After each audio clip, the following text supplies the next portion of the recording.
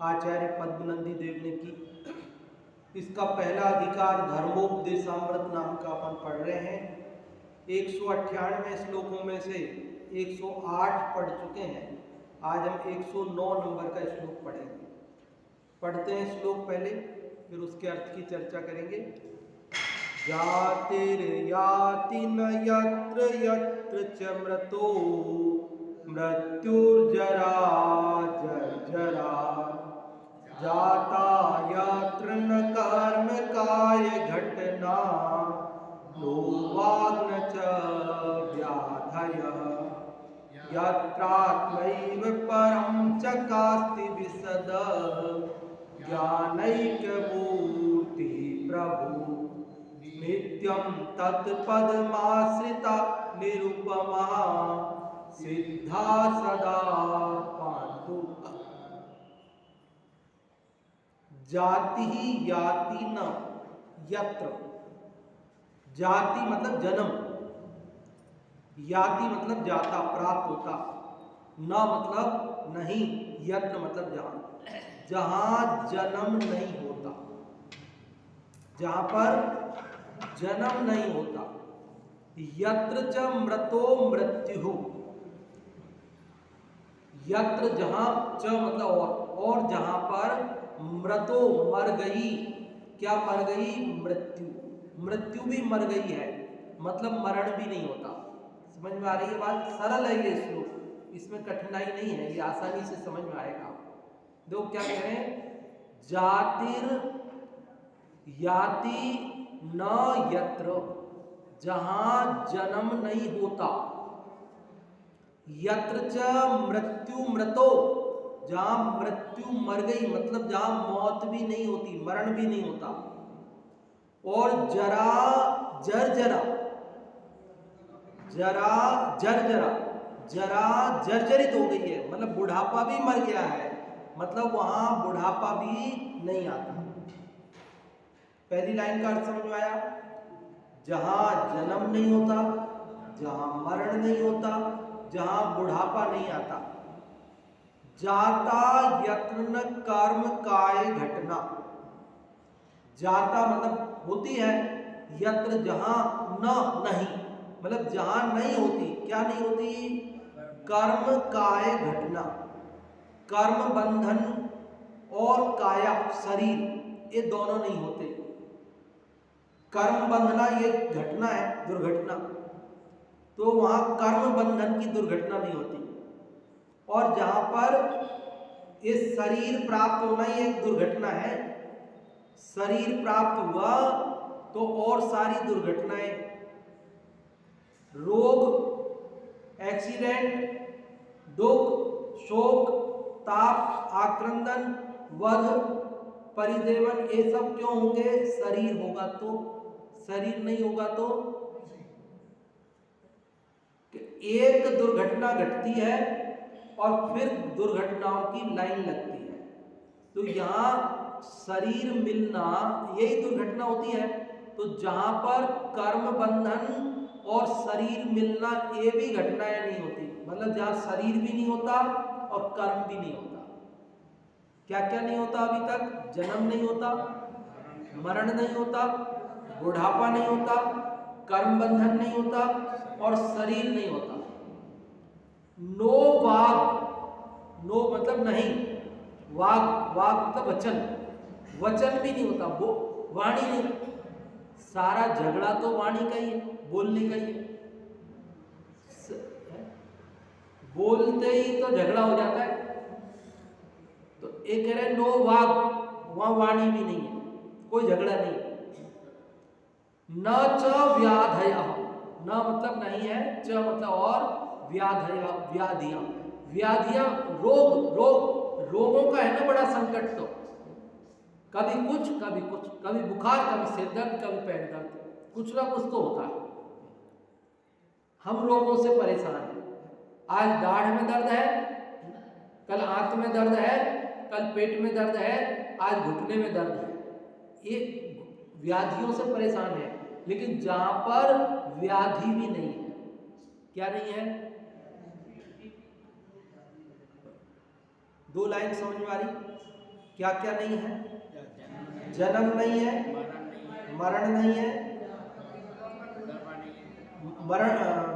बुढ़ापा नहीं है, कर्म नहीं है, शरीर नहीं है, वाणी नहीं है, और व्याधि नहीं है। व्याधि मतलब रोग नहीं है। यत्र आत्मैव परम चकास्ति, कि ये सब तो चीजें नहीं थी, तो फिर कुछ है कि नहीं है? कुछ भी नहीं है। बोले जन्म भी नहीं है, मरण भी नहीं है, कर्म भी नहीं है, कुछ भी नहीं है। क्या? तो कह रहे यत्र, जहां आत्मा एव आत्मैव, आत्मा ही परम चकास्ति, एकदम प्रकाशित होता है। परम चकास्ति, परम प्रकाशित होता है। चकास्ति मतलब प्रकाशित होता है। जहां केवल आत्मा है, क्या है? जन्म नहीं है, मरण नहीं है, बुढ़ापा नहीं है, कर्म नहीं है, शरीर नहीं है, वाणी नहीं है, रोग नहीं है, लेकिन एक आत्मा है। क्या है? विशद ज्ञानैक मूर्ति ही प्रभु। विशद मतलब निर्मल ज्ञान की एक मूर्ति, ज्ञान शरीरी प्रभु है। कौन है? जो अपना आत्मा है वही प्रभु है। ज्ञान शरीरी है, ज्ञान के अलावा अन्य कुछ भी। नित्यम, नित्य मतलब सदा, हमेशा। तत्पदम आश्रिता, उस पद को जिन्होंने आश्रय लिया, उस पद का जिन्होंने आश्रय लिया, उस पद को जिन्होंने प्राप्त किया, ऐसे निरुपमा, निरुपम मतलब जिनकी उपमा किसी से तुलना की नहीं जा सकती, अनुपम, सिद्धा सिद्ध, ये सिद्ध परमात्मा है। ऐसे कौन है? सिद्ध परमात्मा। कैसे है सिद्ध परमात्मा? उन्होंने उस पद का आश्रय लिया है। किस पद का आश्रय लिया है? मोक्ष पद का। किसका? उस मोक्ष पद में जन्म होता है क्या? मुक्ति में जन्म होता है क्या? मरण, रोग, बुढ़ापा, व्याधियां, कर्म, शरीर। तो फिर क्या होता है? केवल एक आत्मा ज्ञान से प्रकाशित होता है। ऐसे सिद्ध पद को जिन्होंने, ऐसे मुक्ति पद को जिन्होंने आश्रय लिया है, प्राप्त किया है, ऐसे सिद्ध परमात्मा सदा पांतु वह। सदा मतलब हमेशा, सदा मतलब हमेशा, पांतु मतलब रक्षा करें, पांतु मतलब रक्षा करें, वह मतलब हमारी, वह मतलब हमारी, हम सबकी, कि वे सिद्ध परमात्मा हमारी रक्षा करें। कौन से सिद्ध परमात्मा हमारी रक्षा करें? कि जिन्होंने ऐसे पद का आश्रय लिया है, मोक्ष पद का, जिस पद को पाने के बाद जन्म, मरण, बुढ़ापा, रोग, कर्म, शरीर, वाणी कुछ नहीं होता, केवल एक ज्ञान शरीरी प्रभु आत्मा ही प्रकाशित होता है, अन्य कुछ नहीं होता। ऐसे पद का आश्रय लेने वाले सिद्ध परमात्मा हम सबकी रक्षा करें। ये इसका सरल अर्थ है। समझ में आ गया सबको? कठिन तो नहीं है ना कुछ भी। 107 में अनंत चतुष्टय रूप स्वस्थता को नमस्कार किया, एक तरह से अनंतों को नमस्कार किया। 108 में अपनी चैतन्य ज्योति को, है ना, अपने शुद्धात्मा को नमस्कार किया। और इस 109 में किसको नमस्कार कर रहे हैं? सिद्धों को नमस्कार। किसको नमस्कार कर रहे हैं? सिद्ध परमात्मा। वे सिद्ध परमात्मा कैसे हैं तो वो बताया जा रहा है। बचपन में ही पाठशाला में पहली क्लास में ही बच्चों को पढ़ा देते हैं, शुद्धात्म है मेरा नाम, मात्र जानना मेरा काम, और मुक्ति पूरी है मेरा धाम। मेरा धाम क्या है? मुक्तिपुरी। और वहां पर क्या मिलता जहां पूर्ण विश्राम, जहां भूख का, जहां प्यास का, खांसी और जुकाम आदि व्याधि का, ऐसे सिद्ध पद को प्राप्त कर लिया, ऐसे परम पद को प्राप्त कर लिया। अपना शुद्धात्मा, उसके अंदर ये बाहरी चीजें प्रवेश करती नहीं है। और जिसने ऐसे शुद्धात्मा का आश्रय लिया वो सिद्धात्मा हो गए, और वे सिद्धात्मा हमारी रक्षा करें। तो हमारी रक्षा करें मतलब क्या करेंगे? सिद्धात्मा हमारी रक्षा करें तो क्या करें? एक तलवार लेके वे हमारे पीछे खड़े रहें और ध्यान रखें, हमारा बॉडीगार्ड बन के हमारे पीछे एक बॉडीगार्ड बन के सिद्ध परमात्मा खड़े रहे, हमारी रक्षा करें। ये मतलब तो क्या मतलब? सिद्ध परमात्मा हमारी रक्षा करें, तो हमारी रक्षा मतलब हमारी रक्षा कैसे करें? क्या रक्षा होगी? कैसे करेंगे? सिद्ध परमात्मा हमारी रक्षा कैसे करेंगे? हमारी रक्षा कैसे होगी? जैसे प्रधानमंत्री जी के पीछे एक ब्लैक कैट कमांडो है ना, गनमैन खड़ा रहता है, ऐसे खड़े रहे, ऐसी रक्षा करें? नहीं, ऐसे तो रक्षा करें। तो फिर कैसे रक्षा करें? कि साहब ऐसे करें, अपने को रुपए पैसे देते रहें तो अपना खर्चा चलता रहे, ऐसे रक्षा करें। तो कैसे रक्षा करें? कि अपने को रोटी पानी की व्यवस्था कर दें, अपने कपड़े की, लत्ते की, घर की, मकान की, दुकान की व्यवस्था कर दें, ऐसे रक्षा करें। कैसे रक्षा करें? कि साहब अपने को रोग नहीं होने दे, ऐसे रक्षा करें। अपने को मरने नहीं दे, ऐसे रक्षा। कैसे रक्षा कैसे रक्षा करें? मतलब कैसे रक्षा करें? कैसे होगी हमारी रक्षा? अरे मैं आत्मा हूं ऐसा भूलकर मैं शरीर हूं ऐसा मानना, ये आत्मा की हत्या है। क्या है? आत्मा की हत्या हो रही है, आत्मा का घात हो रहा है। क्या हो रहा है? कि मैं हूं तो ऐसा, कैसा कि जिसका ना जन्म होता है, ना मरण होता है, ना उसमें रोग होता है, ना उसमें काया कर्म कुछ प्रवेश करते हैं।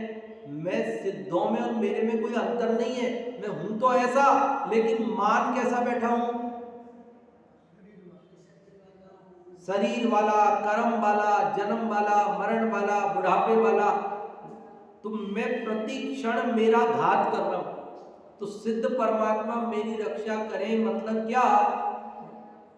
कि मैं सिद्धों जैसा अपने को अनुभव करूं, बस यही रक्षा है।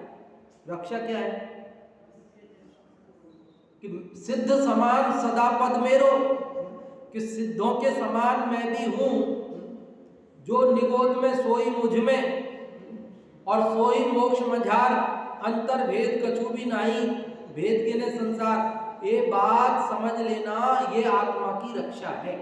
आत्मा को 4 गति और 84 लाख योनियों में परिभ्रमण से बचाना, ये आत्मा की रक्षा है। आत्मा की रक्षा क्या है? कि हम नरक में जा रहे हैं, डंडे खा रहे हैं, निगोद में जा रहे हैं, एक श्वास के 18वें वाले भाग में जन्म रहे, मर रहे हैं। तो ये आत्मा का कष्ट है। आत्मा को इनसे बचाना है। तो आत्मा को इनसे सिद्ध परमात्मा कैसे बचाएंगे? कि सिद्ध परमात्मा जैसा मैं हूं ऐसा उन्हें देखकर जब मैं अपने को स्वीकार करता हूं, तो यही सिद्धों ने बचा लिया, सिद्धों ने रक्षा कर दी, ऐसा कहने में आता है। सिद्धों ने रक्षा की ऐसा कब कहने में आएगा? जब मैं स्वयं अपनी रक्षा करूंगा तो सिद्धों ने रक्षा की ऐसा कहने में आएगा। कब आएगा कहने में? सिद्ध रक्षा करने के लिए आएंगे नहीं। सिद्ध तो उपदेश भी नहीं देते। अरहंतों का तो उपदेश भी होता है, इनका तो उपदेश भी नहीं होता। और मौन उपदेश भी कैसे मिलेगा? आपको दिखते ही नहीं सिद्ध। तो सिद्धों का तो शरीर ही नहीं है, सिद्धों की तो मूर्ति ही नहीं होती। अपन बना ले वो अलग बात है, पर वास्तव में तो होती ही नहीं, क्योंकि शरीर है ही नहीं तो किसकी बनाएंगे अपन। वो प्रतीक रूप में भले बनाए वो अलग बात है, लेकिन सिद्धों का तो कोई मौन उपदेश मिलने का भी आपको कोई चांस नहीं है, तो फिर सिद्ध कैसे रक्षा करेंगे। कह रहे मैं सिद्धों जैसा मानकर जब अपने को दुख समुद्र में गिरने से बचा लूंगा तो कहने में आएगा कि सिद्धों ने रक्षा की, कि गुरुजी मेरे को पास करा देना, गुरुजी ने पास करा दिया। कब कहने में आएगा, जब स्वयं मेहनत करके पढ़ेगा, परीक्षा में अच्छा लिखेगा और पास हो जाएगा तो कहने में आएगा कि गुरुजी ने पास करा दिया। और यदि वो पढ़े नहीं, परीक्षा में लिखे नहीं, तो गुरुजी पास कराएंगे, करा सकते हैं। और अगर कदाचित कोई करा देवे तो वो गुरुजी नहीं। शरण जो अपराधी को दे, अरे अपराधी वह भगवान। क्या समझ में आई बात। अरे जो पढ़ता नहीं है, जिसने परीक्षा में लिखा नहीं है, उसको गुरुजी पास कराएंगे तो वो गुरुजी अपराधी हुए। पुलिस पकड़कर लेकर जाएगी उन गुरुजी को, बोलो लेके जाएगी नहीं लेके जाएगी, कि इस बच्चे को कुछ आता नहीं है, परीक्षा में कुछ लिखा नहीं है और इसको इन्होंने पास कर दिया, करा दिया, ऐसा पता चले तो उन गुरुजी को जेल होती है कि नहीं होती है। क्यों? अपराध किया। अरे अपराधी को शरण देना ये भी अपराध है, अपराधी को शरण देना भी अपराध है। हर किसी को शरण नहीं दी जाती है, हर किसी को शरण, निरपराध को तो अभयदान दिया जाता है, निर्दोष व्यक्ति को अभयदान दिया जाता है। कोई परेशान करता हो निर्दोष व्यक्ति को तो आ जाओ, हम तुम्हारे साथ हैं, कौन तुम्हारा बाल बांका करेगा। लेकिन कोई दोष करके आए, अपराध करके आए और हम कहें कि आ जाओ हम तुम्हारे साथ हैं, तुम चिंता मत करो, कौन तुम्हारा बाल बांका करेगा, तो ये तो हमने भी अपराध किया, ये अभयदान नहीं है। ये क्या है? ये क्या है? अरे तुमने अपराध किया है, तुम्हें सजा मिलेगी और सामने वाला देगा, हम भी दिलाएंगे तुम्हें सजा।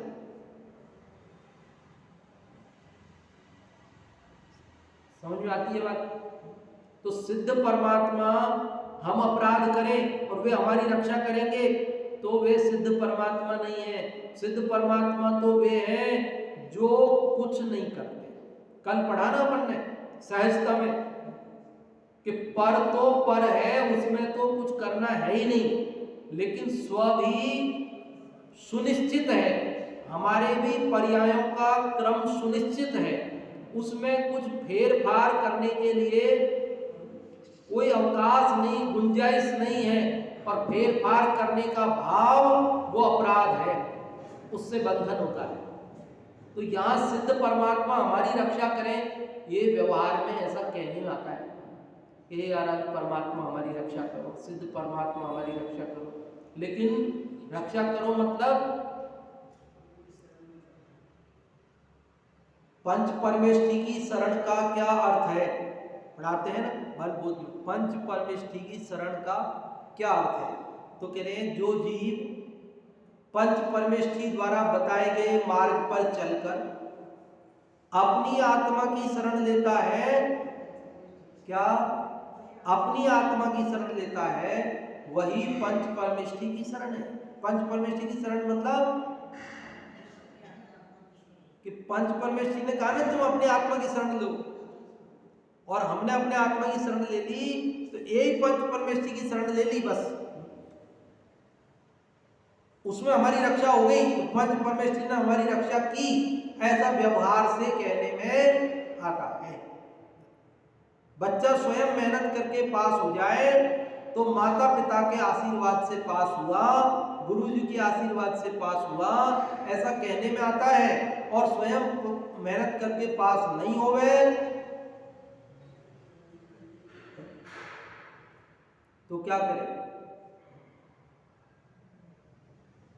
तो ये इसकी गलती है कि फिर माता पिता और गुरुजी ने उसको श्राप दिया क्या? ऐसे ही जीव स्वयं अपनी रक्षा करता है। ऐसी एक कहावत भी लोक में चलती है कि जो स्वयं अपनी रक्षा करता है, भगवान भी उसकी रक्षा करते हैं। इस टाइप से कुछ चलती है कहावत। जो स्वयं मेहनत करके, तो वो अब ऐसा लोक में कहावत है। तो अपनी करेगा तो भगवान ने की, ऐसा कहने में व्यवहार से आता है। लेकिन अपनी नहीं करेगा तो कोई दूसरा आके कर देगा, हाथ पकड़ के पार लगा देगा, ऐसा नहीं है। वस्तु स्वरूप ऐसा नहीं है। समझ में आ रही की बात? सिद्ध परमात्मा कैसे? देखो, जहां न जन्मी जन्म मृत्यु भी, मरी जरा भी जीर्ण हुई, जहां न वाणी व्याधि नहीं, तन कर्मों का संबंध नहीं, निर्मल ज्ञान मूर्ति प्रभु आत्म सदा प्रकाशित होता है, शिव पद आश्रित शाश्वत अनुपम, सिद्ध शरण हम लेते हैं। कि जहां न जन्मे जन्म, जन्म का जन्म नहीं होता, मतलब जन्म नहीं होता, मृत्यु भी मर गई है, मतलब मरण नहीं होता, जरा भी जीर्ण हुई है, मतलब जरा बुढ़ापा नहीं आता, जहां न वाणी व्याधि नहीं, वाणी नहीं है और व्याधि भी नहीं है, रोग भी नहीं है, तन शरीर और कर्म इनका भी संबंध नहीं है, निर्मल ज्ञान मूर्ति प्रभु आत्मा सदा प्रकाशमान रहता है। ऐसे शिव पद, मोक्ष पद का जिन्होंने आश्रय लिया, प्राप्त किया, ऐसे शाश्वत सदा रहने वाले और अनुपम, जिनकी उपमा अन्य से नहीं दी जा सकती, ऐसे सिद्ध परमात्मा की हम शरण लेते हैं। अरहंत के 18 दोष नहीं होते, ऐसा कहते हैं। जन्म जरा तिरसा क्षुधा विस्मय आरत खेद, रोग शोक मद मोह भय निद्रा चिंता स्वेद, राग द्वेष और मरण युद्ध, ये अष्टादश दोष नहीं होते जिस जीव के विकराल। तो 18 दोष तो समझ ही लेना, उनसे रहित तो समझ ही लेना। अब यह जन्म ले लिया, मरण ले लिया और बाकी कुछ चीजें और ले ली, तो 18 दोष तो वो तो होते ही नहीं है।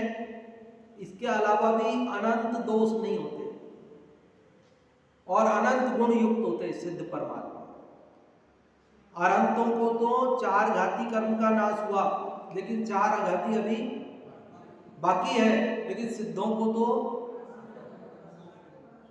ऋषभ जी भाई साहब, सिद्धों को तो 8 कर्मों का नाश हुआ, कोई कर्म शेष नहीं है, कोई उसका निमित्त, कोई विकार का निमित्त शेष नहीं है, कोई तरह का कुछ भी संयोग बाहर का नहीं है। द्रव्य कर्म, भाव कर्म और लोक कर्म से रहित, त्रिकाल शुद्ध,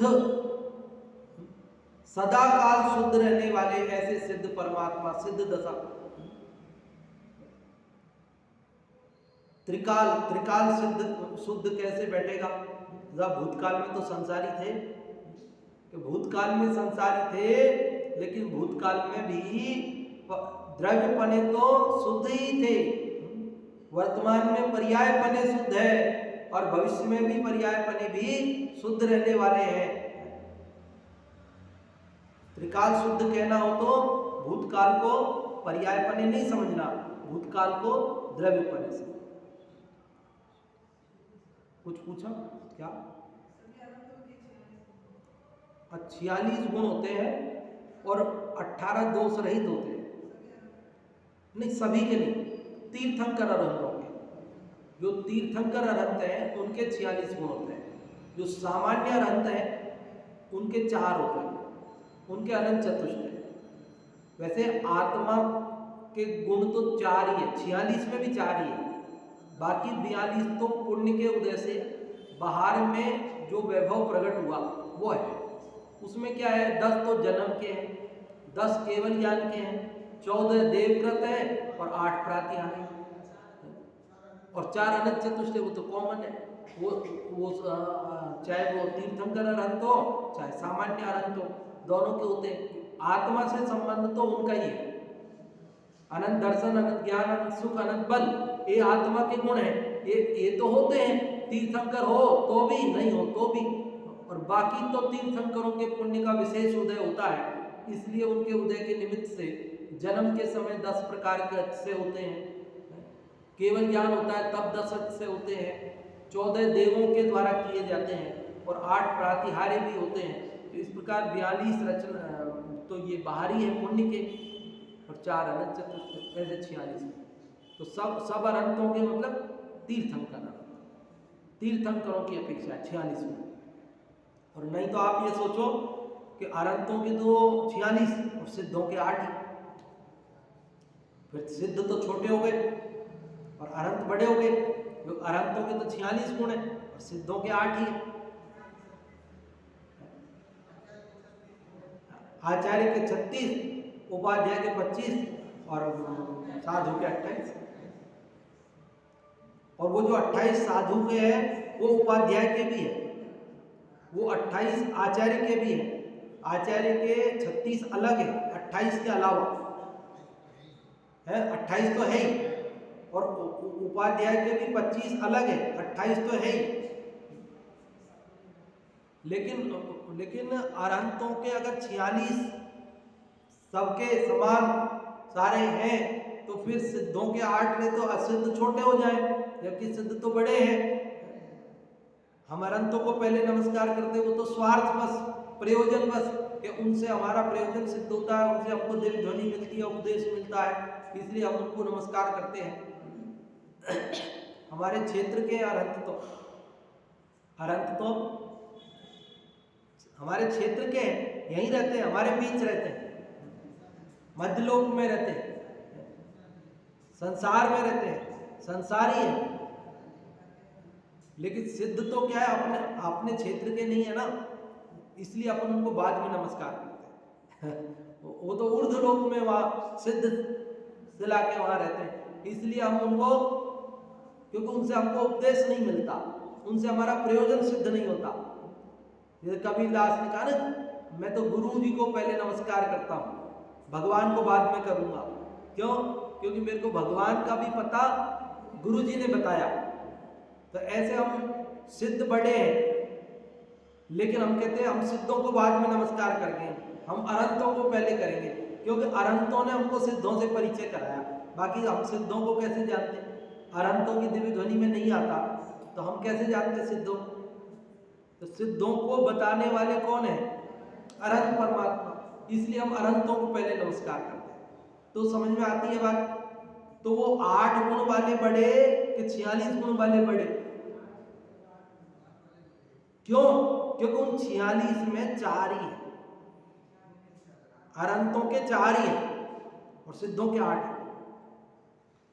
और 8 भी नहीं है, अनंत है। 8 तो 8 कर्मों के अभाव की अपेक्षा से कहे, 8 गुण तो 8 कर्मों के अभाव की अपेक्षा से कहे, है तो अनंत गुण, ऐसा थोड़ी गुण में 8 ही है। कितने हैं गुण? अरहंतों के ही 1008 लगाते हैं नाम के आगे, 1008। तो ऐसे अनंत गुण है, 1008 ही क्या, कितने गुण है? अनंत गुण है, ऐसा स्वरूप है। तो सिद्धों को हम नमस्कार कर रहे हैं। कैसे सिद्धों को नमस्कार कर रहे हैं? 18 दोष, जन्म मरण, ये तो सब लगा ही लेना, अरहंतों वाले तो इनसे रहित तो है ही है। देखो अर्थ पढ़ता हूं, जहां पर न जन्म है, न मरण है, न जरा है, न कर्मों और न शरीर का संबंध है, न वाणी है और न रोग है, जहां पर निर्मल ज्ञान का धारण करने वाला प्रभु आत्मा सदा प्रकाशमान है, सदा प्रकाशमान है। ऐसी मुक्ति जैन दर्शन के अलावा अन्य किसी भी दर्शन में नहीं मानी गई। जैन दर्शन के अलावा अन्य दर्शनों में मुक्ति का जो स्वरूप माना है वो ऐसा माना है कि आप भगवान की सेवा पूजा करो, तब करो, जब करो तो उससे भगवान प्रसन्न हो जाएंगे, तो आपको वैकुंठ वास मिलेगा। और वहां आप जो भगवान जी हैं ठाकुर ठाकुरानी, उनकी सेवा करना, वहां रहना, बहुत समय तक रहना वहां, और फिर जब वे कहेंगे कि जाओ अब तुम धरती पर जाओ, तो तब तुम्हें वापस धरती पर आना है। लेकिन जैन दर्शन में मुक्ति का क्या स्वरूप है कि हम सारे कर्मों से रहित होकर चले गए, सिद्ध दशा में मुक्ति में प्राप्त हो गए, अनंत सुख से संपन्न हो गए, और फिर लौटकर वापस कभी भी नहीं आना है। ओनली वन वे है यहाँ पर, ओनली वन वे, केवल जाना है, फिर वापस आना नहीं है। अनंतानंत काल तक भी रही है, अनंतानंत काल यथा तथा शिव परिणय, जैसे एक बार हो गए फिर लौटकर वापस यहाँ आएंगे नहीं। जैसा अवतार कि नहीं, अवतार भी धारण नहीं करते। एक बार जो जीव मुक्त हो गए, वो भक्तों पर संकट आए तो फिर आएंगे ना, नहीं, भक्तों पर संकट आता है तो भी वे नहीं आते। फिर क्या होता है भक्तों का कि स्वयं किए जो कर्म शुभाशुभ, पाप का उदय पूरा हो जाता है, पुण्य का उदय आ जाता है तो रक्षा हो जाती है, नहीं होता है तो नहीं होती है। जैसी दशा बननी होती है बन जाती है। लेकिन सिद्ध परमात्मा, मुक्त परमात्मा लौटकर वापस अवतार धारण, हाँ नया कोई जीव सिद्ध बन जाए, मुक्त हो जाए, लेकिन वे लौटकर यहां वापस आते नहीं। क्योंकि जो जीव मुक्त हो गया, परम सुखी हो गया, अब वापस माता के गर्भ में आए, 9 महीना रहे, तो माता के गर्भ में कितना कष्ट होता है, वहां रहेगा क्या मुक्तात्मा जीव? कोई कहे साहब नहीं नहीं उनको तो कोई कष्ट नहीं होता, वो तो मुक्तात्मा है ना, तो वो अवतार लेते तो उनको कष्ट नहीं होता, नहीं होता वो कष्ट। लेकिन 9 महीना आखिरकार गर्भ में रहना, ये परम सुखी जीवों के इस प्रकार की बात बनती नहीं है। और फिर बचपन में, बालपने में ज्ञान न लयो, बचपन में खेल खिलौनों में समय बिताना, तो ये प्रभु के लिए, परमात्मा के लिए इस प्रकार की दशा बनना, ये भी थोड़ा सा जैन दर्शन को तो स्वीकार नहीं।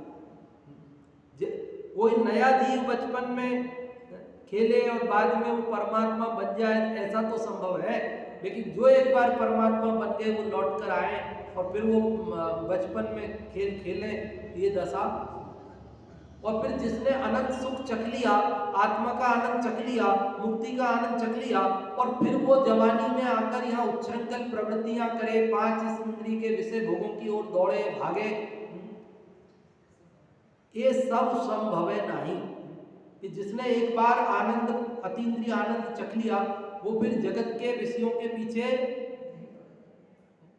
कोई कहे नहीं नहीं वो तो केवल जगत को दिखाने के लिए ऐसा करते हैं, तो कहते जगत को दिखाने के लिए भी वे तो एक बार गए सो गए, उन्हें कोई विकल्प आता नहीं है, वो तो निर्विकल्प दशा को प्राप्त हुए हैं। बाकी अन्य कोई जीव करे तो करे, पर वो नहीं करते।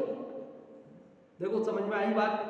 जहां पर न जन्म है, न मरण है, न जरा है, न कर्म और न शरीर का संबंध है, न वाणी है और न रोग है, जहां पर निर्मल ज्ञान का धारण करने वाला प्रभु आत्मा सदा प्रकाशमान है, ऐसे उस अविनाशी पद में रहने वाले उपमा रहित, अर्थात जिनको किसी की उपमा ही नहीं दे सकते, दुनिया में ऐसा कोई है ही नहीं दूसरा जिससे तुलना की जा सके, ऐसे सिद्ध भगवान मेरी रक्षा करें, अर्थात ऐसे सिद्धों की मैं शरण लेता हूं। सिद्धे शरणम पवज्जामि, सिद्धों की शरण लेता हूं मतलब सिद्ध समान मैं हूं, ऐसा जानकर अपने सिद्ध समान अपने आत्मा की शरण लेना ही सिद्धों की शरण है। सिद्धों की शरण लेना मतलब अपने आत्मा की शरण लेना। चलो आप लोग बताइए, कुछ पूछना हो पूछिए। हाँ, सेकंड लाइन में क्या बताना है? फर्स्ट शब्द, सेकंड लाइन का फर्स्ट शब्द है जाता। जाता मतलब हुई, हुई हुई। हाँ, यत्र जहां, न न मतलब नहीं, जहां नहीं हुई। क्या नहीं हुई? कर्म काय घटना, कर्म और काया की घटना जहां पर नहीं हुई। कर्म और काया की घटना मतलब कर्म बंधन नहीं हुआ और शरीर नहीं मिला। कर्म बंधन होना ये घटना आपके और हमारे साथ हो रही है, काया शरीर मिल रहा है, ये हमारे साथ घटना हो रही है। लेकिन सिद्धों के न कर्म बंधन की घटना होती है और न सिद्धों के शरीर प्राप्ति की घटना होती है, इसलिए वे उससे दोनों से रहित। हाँ जी। अथवा अपन ऐसा भी अर्थ कर सकते हैं, जैसे पहली लाइन है ना, तो जरा जर्जरा जाता, यहां तक एक कर सकते हैं। जरा जर्जरा जाता, जरा मतलब वृद्धावस्था, जर्जरा मतलब जर्जर, जाता मतलब हुई। जहां वृद्धावस्था जर्जरित हो गई, जहां वृद्धावस्था नष्ट हो गई, तो साहब आगे का अर्थ कैसे बैठेगा? बैठ जाएगा। यत्र न कर्म काय घटना, और जहां पर कर्म और काया की घटना भी नहीं हुई, नहीं हुई, हुई वो लगा लेंगे अपन, क्योंकि जाता तो पहले भी कई जगह आ गया है, तो अपन उसको ऐसा भी कर सकते हैं, कोई दिक्कत नहीं है। भाव एक ही रहेगा, अंतर कुछ आएगा नहीं दोनों बात में। हाँ जी, समझ में आ गया ना? आपके प्रश्न का समाधान हो गया। हाँ, कन्हैया लाल जी साहब बताएं। जहाँ पर जन्म नहीं है, मरण नहीं है, बुढ़ापा नहीं है, शरीर नहीं है, कर्म नहीं है, वाणी नहीं है और भोग नहीं है, ऐसे ज्ञान, ऐसे निर्मल ज्ञान प्रभु आत्मा प्रकाशमान है, और जो मोक्ष को प्राप्त हो चुके ऐसे सिद्ध भगवान का रक्षा। हाँ, बहुत अच्छा आपने बताया। और भी कोई बताएंगे आप लोगों में? हाँ जी, राजकुमारी जी पीछे बता रहे हैं।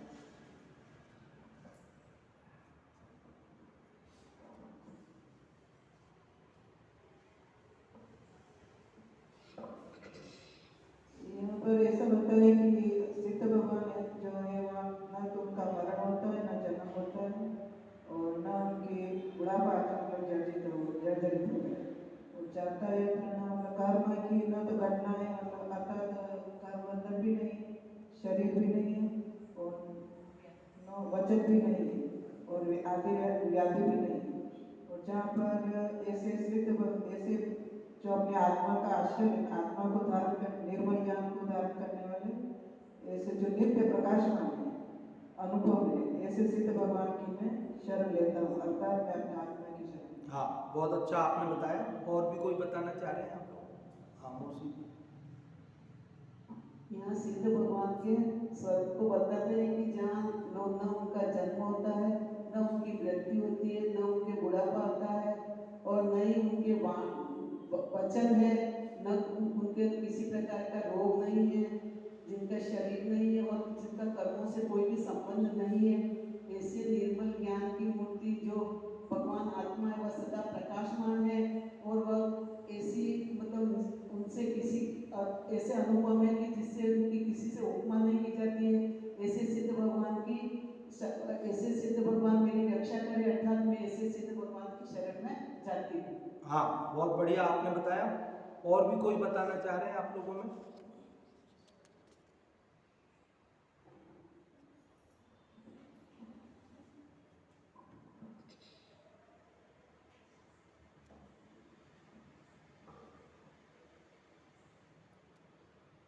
सिद्ध भगवान का स्वरूप बताया है कि जहाँ न जन्म है, न मृत्यु है, न बुढ़ापा है, न वाणी है, न व्याधि है, न तन है, न कर्मों का संबंध है, और उनकी आत्मा निर्मल ज्ञान से सुशोभित है, और वो सदा प्रकाशित है और अनुपम है।